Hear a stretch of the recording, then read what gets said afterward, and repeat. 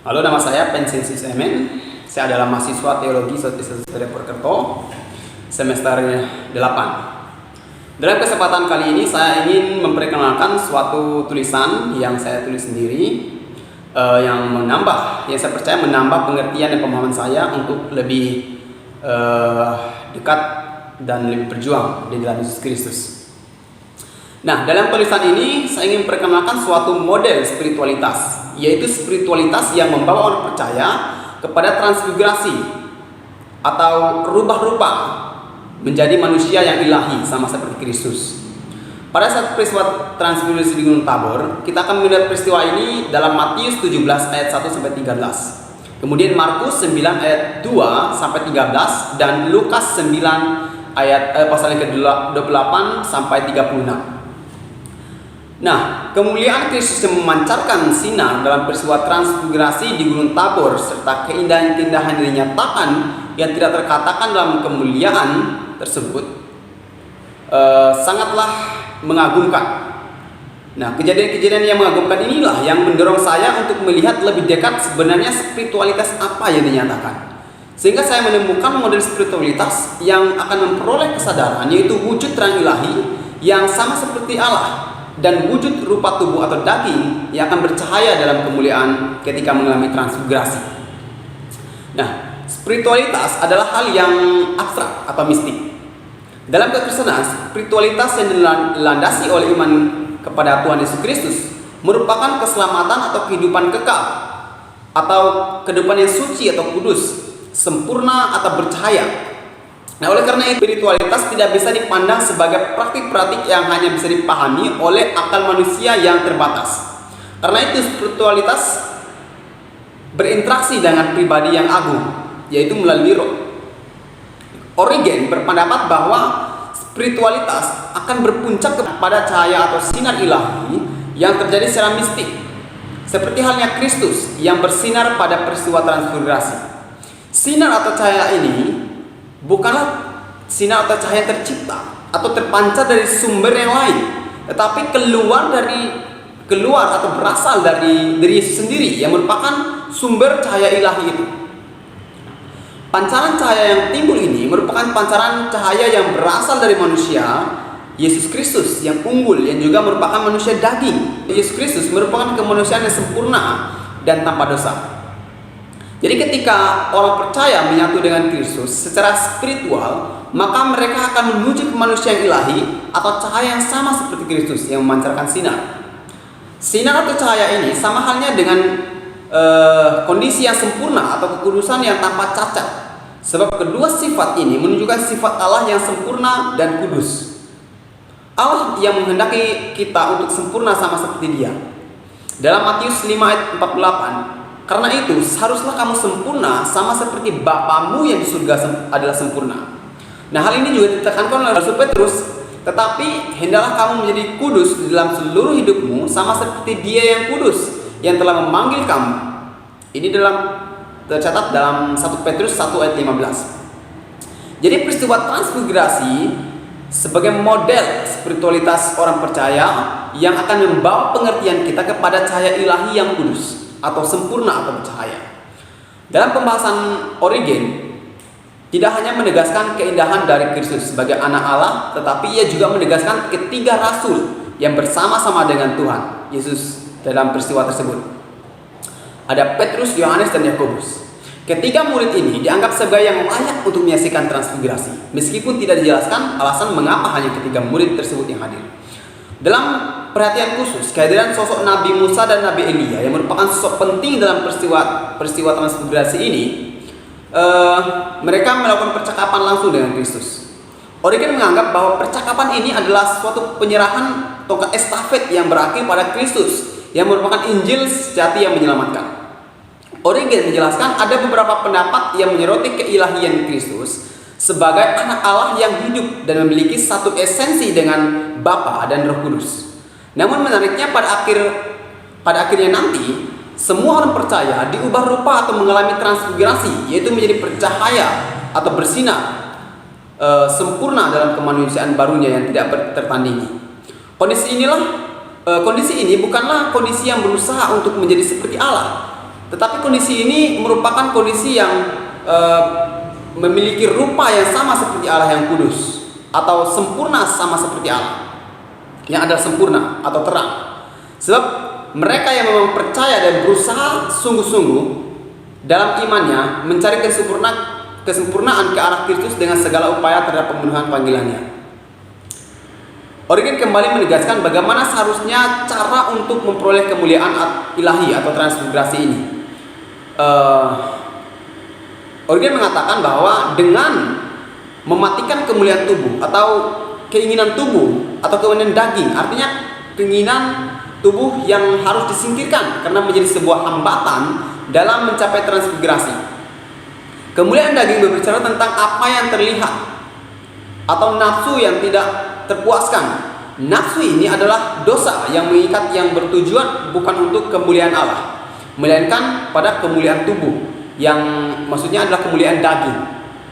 Nah, menurut Origen, kita tidak mungkin datang menyaksikan kemuliaan atau Kristus yang bercahaya apabila kita masih hidup di dalam hal-hal yang tidak kekal, mencintai kekayaan dan berpaling dari kebenaran, nafsu dosa yang tidak tertandingi. Nah, maka transmigrasi itu pun tidak mungkin kita alami. Sifat atau nafsu duniawi tentulah bukan hal yang kudus atau sempurna, karena dunia sifatnya sementara, tidak ilahi, tidak sempurna. Tetapi sifat dunia itu adalah rapuh, tidak ilahi, tidak kudus. Kita tidak mungkin mengalami transmigrasi atau berubah rupa apabila kita masih hidup di dalam daging.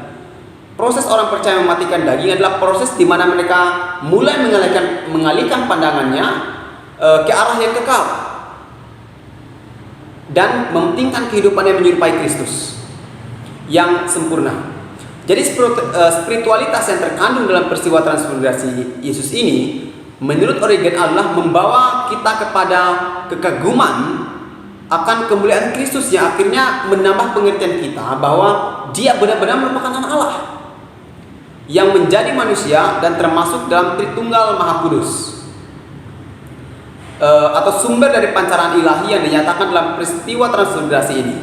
Kemudian Origen mendapati ketiga murid yang menyaksikan dan berada dalam lingkup peristiwa ini juga mengalami keindahan dan memiliki kegaguman yang sama terhadap Kristus. Ia menegaskan bahwa ketiga rasul ini mengalami kondisi yang bercahaya dan penuh kuasa. Kita akan melihat pendapat dari Yohanes Damaskus. Berbeda dengan Origen yang menyajikan model pembahasan yang eksegetika dan merangkum dengan sangat cermat terhadap peristiwa transmigrasi ini. Sebab memang ia adalah seorang pengajar dan penelaah yang ulung, itulah Origen. Tetapi Yohanes dari Damaskus memunculkan dengan model yang gaya liturgisnya yang khas, dengan instrumen yang tidak kaku. Meskipun ia seorang dogmatis, namun gaya yang dibawa dengan khas liturgis ini tetap menampilkan keindahan dan penuh kekaguman terhadap peristiwa transmigrasi. Dengan gaya liturgisnya, Yohanes dari Damaskus memulai dengan sebuah ajakan untuk ikut mengalami keindahan ke dalam sebuah acara undangan yang disambut dengan penuh sukacita. Interpretasi Yohanes dari Damaskus sangat jelas memandang peristiwa transmigrasi adalah ungkapan kekaguman kepada kehadiran Allah Tritunggal, sehingga peristiwa ini disambut dengan penuh sukacita. Perayaan atau pesta besar karena kehadiran Tritunggal yang kudus, penuh sinar dan diliputi cahaya terang di atas Gunung Tabor tersebut. Nah, ia menganggap bahwa peristiwa ini disambut tidak dengan rasa kesedihan, tidak dengan rasa ketakutan atau kekhawatiran duniawi maksudnya. Sebab memang tidak ada yang dapat membatasi dari peristiwa ini. Karena pesta ini atau peristiwa ini adalah pesta kemuliaan yang tidak tertandingi oleh apapun. Kemudian Yohanes dari Damaskus menyoroti inkarnasi pribadi Yesus Kristus yang merupakan pribadi utama dan menjadi alasan peristiwa ini. Kristus dilihat dari sisi kemanusiaannya yang sempurna dan keilahiannya yang satu hipostasis atau satu hakikat dengan Bapa dan Roh Kudus. Sebab memang Kristus berasal dari Bapa yang adalah sumber terang sekaligus terang itu. Maka apabila Kristus yang sang firman Allah yang berasal dari Bapa dan memiliki satu esensi atau satu hipostasis atau hasrat hakikat dengan Bapa. Jadi Kristus juga adalah terang, dan Kristuslah firman Allah yang memancarkan terang.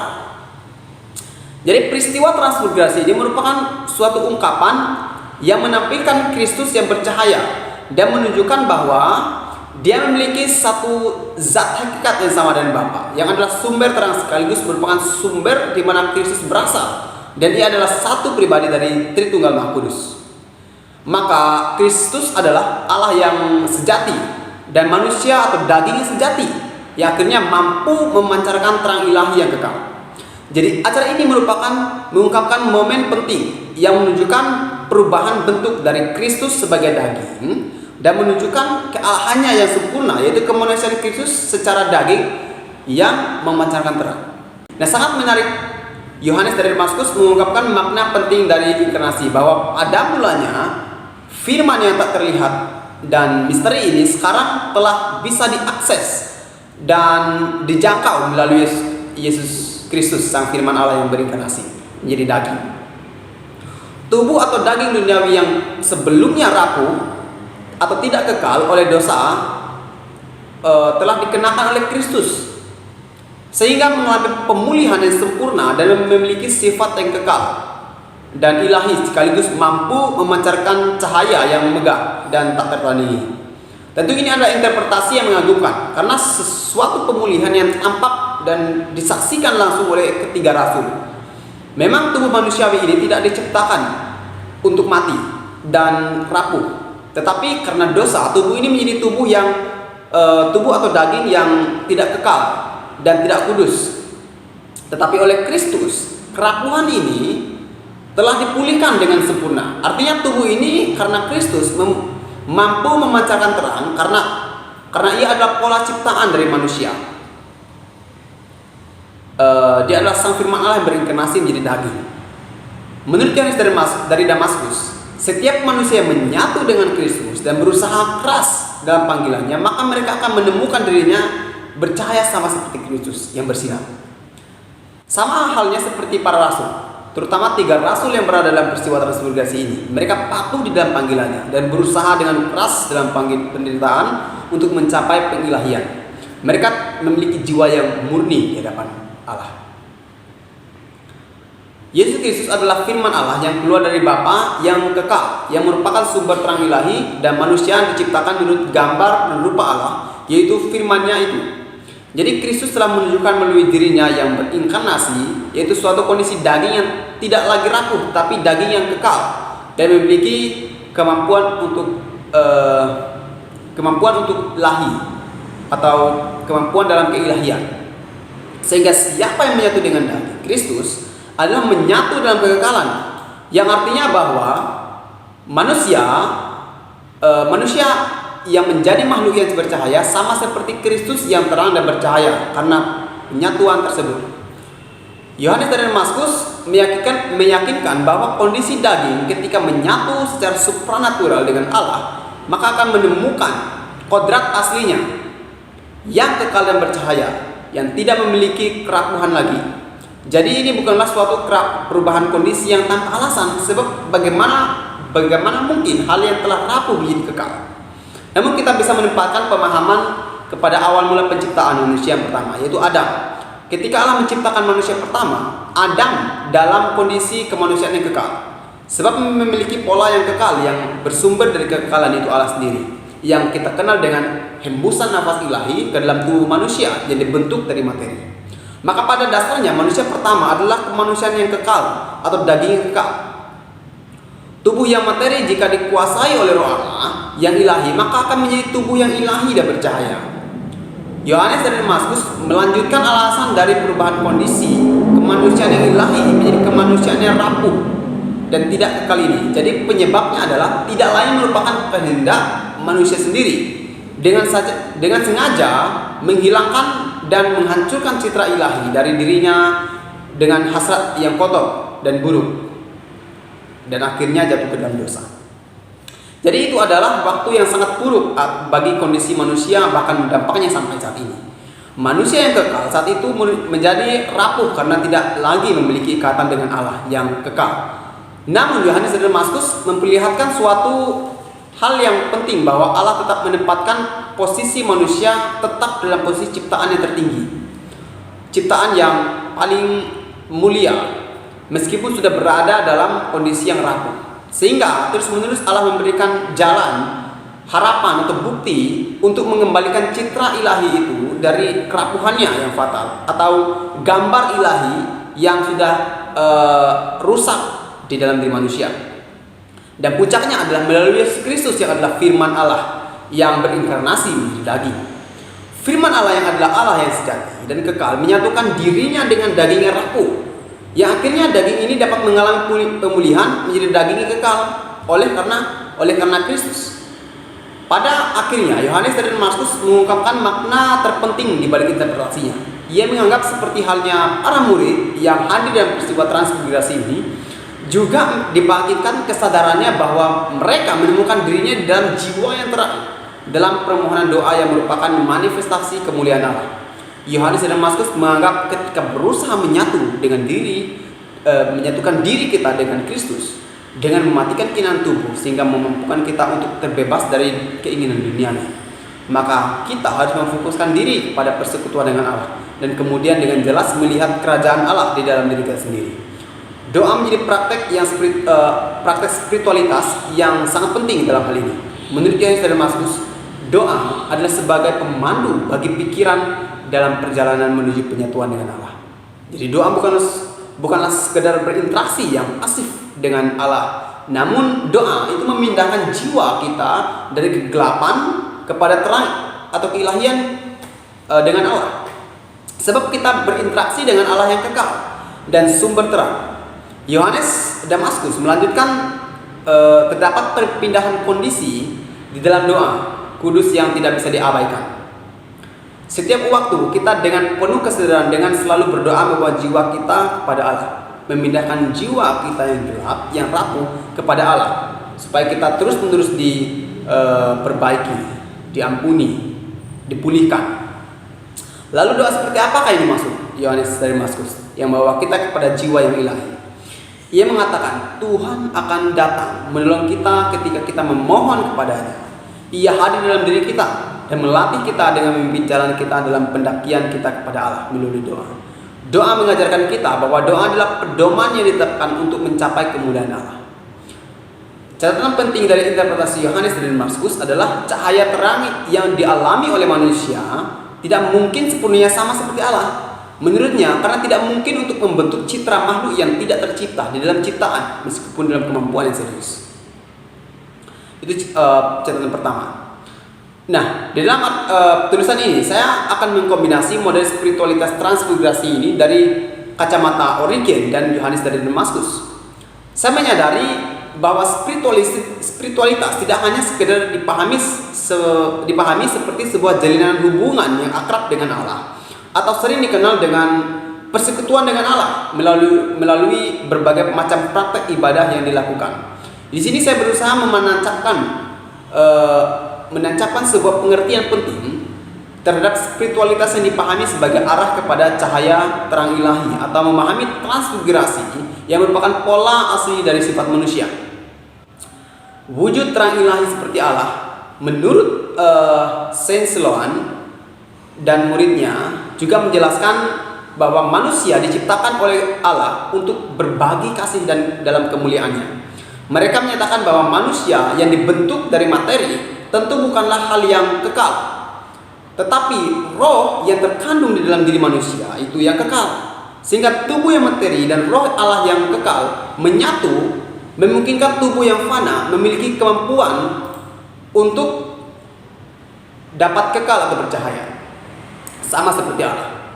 Maka dapat disimpulkan bahwa manusia diciptakan agar tetap dapat menyatu dengan Allah secara terus menerus dan berbagi kasih dengan Allah yang ilahi dalam terang kemuliaannya. Kondisi manusia yang terputus dengan Allah oleh karena ketidaktaatan membuat manusia harus berusaha mengembalikan kemanusiaannya yang ilahi, atau mengembalikan wujud gambar yang telah rusak ini kepada wujud yang semula.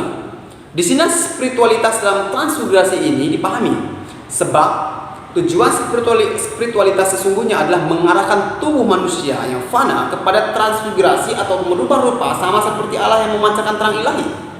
Seperti yang ditulis oleh Rasul Petrus dalam surat Filipi 3 ayat 20 sampai 21. Karena kewargaan kita adalah di dalam surga, dan dari situ juga kita menantikan Tuhan Yesus Kristus sebagai juru selamat yang akan mengubah tubuh kita yang fana ini sehingga serupa dengan tubuh yang mulia menurut kuasanya dan menaklukkan segala sesuatu kepada dirinya. Inilah tujuan spiritualitas yang memahami esensi manusiawi dan citra ilahi yang tidak terbatas, yang mewujudkan rupa ilahi yang tidak terbatas di dalam transfigurasi. Jadi peristiwa transfigurasi Yesus yang terjadi di Gunung Tabor, yang sekaligus disaksikan oleh ketiga muridnya, Petrus, Yakobus, dan Yohanes, menurut Origen dan Yohanes dari Damaskus, menyiratkan suatu gambaran yang sangat penting, yaitu memaknai keutuhan pribadi agung Tuhan Yesus Kristus, yang di dalamnya kemanusiaannya atau dalam wujud manusia atau daging telah mengelilingi transformasi wujud, yaitu menjadi wujud yang terang, bercahaya dan kekal yang tidak terkatakan. Artinya terang atau kekekalan yang sangat indah, yang sangat mulia, yang tidak tertandingi. Dalam peristiwa dan pengertian inilah saya menemukan sebuah pola di mana transfigurasi menjadi sebuah model terhadap setiap orang percaya. Pada setiap orang percaya yang memahami adanya transformasi wujud secara tubuh menjadi manusia yang ilahi yang terang. Namun wujud terang yang akan dicapai ini tidaklah membawa orang percaya sama seperti Allah yang adalah terang Tritunggal Maha Kudus. Tetapi wujud ini memiliki kemampuan untuk seperti rupa Allah, atau tubuh kita ini memiliki kemampuan untuk sama seperti rupa Allah yang memancarkan terang. Bahkan terang ini juga memiliki derajat yang berbeda-beda. Kita bisa memeriksa dalam 1 Korintus 15 ayat 40 sampai 42. Yang kedua adalah wujud rupa tubuh atau daging yang bercahaya dalam kemuliaan. Nah, akan seperti apa akhir dari manusia mengalami transfigurasi? Saya menyadari seperti halnya Origen dan Yohanes dari Damaskus, yang sama sekali tidak memandang esensi manusia di dalam Kristus sebagai makhluk yang fana secara tubuh atau daging, tetapi memahaminya sebagai transfigurasi yang akan menemukan wujud yang terang dan bercahaya sama seperti Kristus. Maka roh dan tubuh tetaplah tidak terpisahkan dalam pengertian dan model tubuh yang baru, yaitu tubuh atau daging yang telah diperbaharui oleh Allah. Menurut Saint Gregory Palamas, dalam peristiwa transfigurasi Yesus di Gunung Tabor ini juga menjelaskan suatu transformasi yang utuh yang dikerjakan oleh Roh Kudus kepada ketiga murid yang berada dalam lingkup cahaya transfigurasi Yesus, yaitu transformasi dari daging menjadi roh. Tubuh ini diperbaharui oleh Allah dan yang telah mengalami transfigurasi tidak lagi menjadi tubuh yang karat akan nafsu duniawi, sebab tubuh ini hanya memiliki satu kekaguman dan kepuasan yang hanya tertuju kepada Allah. Tubuh yang telah mengalami transfigurasi bukanlah tubuh yang rapuh dan lapar akan segala kebutuhan duniawi, melainkan tetap terpuaskan oleh kemuliaan Allah, seperti yang dinyatakan oleh Paul Karam dalam bukunya Kekristenan Sejati, yang juga menjadi buku seri kedewasaan Kristen. Setiap orang akan menuju kemuliaan yang sama seperti serupa dengan gambar Allah.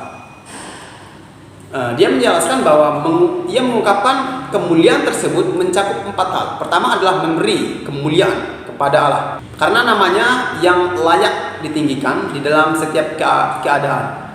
Kedua, menerima kemuliaan atau diterima oleh Allah dengan baik, kemudian mencerminkan kemuliaan tersebut dengan cara menjadi dewasa, sehingga setiap orang mengambil bagian dalam kemuliaan yang telah terwujud yang dibagikan kepada orang-orang kudus pada saat kedatangan Kristus. Di sini letak kesempurnaan manusia yang sama seperti Kristus, yang sempurna dan mulia. Filipi 3 ayat 1 mengatakan akan mengubah tubuh kita yang fana ini sehingga serupa dengan tubuh Yesus Kristus yang mulia. Jadi kita terus diyakinkan untuk membuat kehidupan kita menjadi lebih baik di hadapan Allah, sehingga kita bisa bersinar dan bercahaya secara fisik dalam kekekalan yang akan datang Dan ini adalah suatu realitas yang pesona yang tidak patut diabaikan. Sebab kita akan menemukan citra asli dari diri kita sendiri, yaitu diri kita yang ilahi atau disebut juga kemuliaan Tuhan. Jadi teman-teman semua, ketika kita mengalami lahir baru oleh Roh Kudus dan menerima benih ilahi secara spiritualitas yang dinyatakan oleh Roh Kudus, maka benih tersebut akan terus-menerus tumbuh sampai kepada keadaan yang sempurna. Keadaan sempurna inilah yang disebut sebagai kemuliaan ilahi atau keadaan yang serupa dengan rupa Allah yang bercahaya. Maka transmigrasi ini sebuah model yang tak terkatakan ketika momen tersebut terjadi, seperti yang dinyatakan dalam peristiwa transmigrasi Yesus Kristus di Gunung Tabor, yang mengalami perubahan kondisi secara daging yang telah dipenuhi oleh Roh Kudus sehingga menghasilkan cahaya yang tak terkatakan. Hal inilah yang sangat terpenting untuk dipahami oleh karena gereja yang menaruh harapannya kepada Allah dengan mengetahui keadaan sesungguhnya dalam transmigrasi yang akan mentransformasi kondisi tubuh yang fana menjadi tubuh yang mulia. Tulisan Origen dan Yohanes Damaskus sangat memberikan kontribusi pemahaman yang menarik sekaligus menjadi pemahaman yang istimewa dalam memahami peristiwa ini, sehingga kita bisa melihat setiap sisi yang membangkitkan kekaguman kepada Tuhan Yesus Kristus dan mencengangkan dalam peristiwa transmigrasi ini. Ini adalah suatu pancaran yang terang yang memenuhi tempat tersebut. Namun peristiwa transmigrasi ini juga membawa orang percaya untuk melihat penglihatan yang nyata akan adanya transformasi kondisi dari kefanaan kepada keilahian yang mempesona. Jadi gereja seharusnya tidak lagi haus dan sekarat terhadap nafsu duniawi yang mencoba menggerogoti dirinya sehingga jauh akan kesempurnaan itu. Tapi kita terus berusaha untuk merubah diri kita, merubah jiwa kita untuk mencapai kesempurnaan kepada Tuhan Yesus Kristus. Demikian presentasi atau penjelasan dari artikel tulisan yang saya tulis dari tokoh Origen dan Yohanes Damaskus dan bapak-bapak gereja yang menganggap penting peristiwa ini. Saya sangat-sangat berterima kasih atas perhatian teman-teman dan saudara semua. Saya ucapkan terima kasih.